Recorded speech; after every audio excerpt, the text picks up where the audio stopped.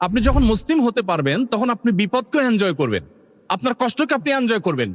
প্রচন্ড কষ্ট চলছে, আপনার সামনে হাদিস হাজির হবে, নবীজি বলেছেন, তিরমিজিতে বর্ণিত হয়েছে, তিনি বলেছেন আশাদ্দুন নাসি বালাআন আল আমবিয়া ফাল আমসাল সুম্মাল আমসাল। সবচেয়ে বেশি বিপদগ্রস্ত ছিলেন নবী রাসূলগণ, আপনি কি তাদের অনুসারী? সো আপনার জীবনে বিপদ আসবেই।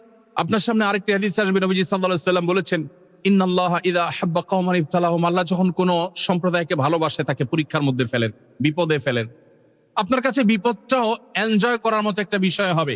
আপনার জীবনে নেগেটিভ জিনিসের মধ্যে আপনি পজিটিভ জিনিস খুঁজে পাবেন। কোনো বিপদ হয়েছে, আপনি নিশ্চিত হবেন আল্লাহর হুকুম ছাড়া, আল্লাহর নির্দেশ ছাড়া আমার জীবনে কিছু ঘটে না, আল্লাহর ইলমের বাইরে কিচ্ছু হয় না। সো এই বিপদের মধ্যে আমার কোনো কল্যাণ আছে, আমি নিশ্চিন্তে সেটাকে মেনে নেই, গভীরভাবে বিশ্বাস করি।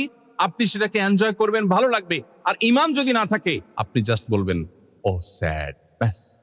এরপর আপনার সান্ত্বনাকে, আপনি রোগাক্রান্ত, মর্মপীড়ায়, শারীরিক পীড়ায় আপনি ভুগছেন, আপনি খুব কষ্টে আছেন, কিন্তু আপনি জানেন নবীজি বলেছেন ইমানদার যদি তার পায়ে একটা ছোট কাঁটাও বিদ্ধ হয়, ছোট একটা কাঁটাও যদি ফুটে এবং সে যদি সবর করতে পারে, কাঁটা ফুটেছে, কাঁটা 14 গোষ্ঠীদের গালিগালাজ করে নাই, সে সবর করেছে, আল্লাহর কাছ থেকে সে রিওয়ার্ড পাবে, বিনিময় পাবে। তাহলে আমার এই বিপদে আমি যদি সবর করি আল্লাহর কাছে বিনিময় পাবো।